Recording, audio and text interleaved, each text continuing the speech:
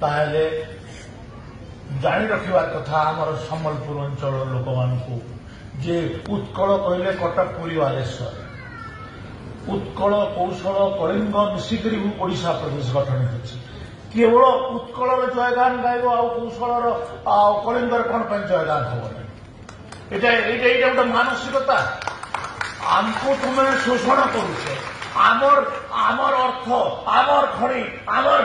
चाष आमर जंगल सबुथे तुम आमको शोषण कल चाकरी बाकरी सबुथे आज तुम्हें से कल्चराली भी आमको एक्सप्लोट करने लगे तुम्हें चाहूँ एटा की कथा आम ओडिशा प्रदेश में मिशिलु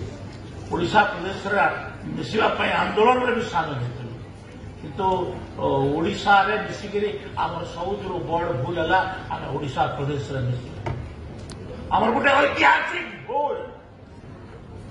ऐतिहासिक भूल को आम बारंबार कहूँ तो आज आम से कथा गुड़ाक न जाइकरी आम सुभद्रा योजना कथा अच्छी सुभद्रा योजना एटा लोकंर मानकर महिला मानकर अर्थनैतिक विकास दिगरे आमर लाभ दब आकू एटा आज आमर किस्ती दि जाऊँगी एटा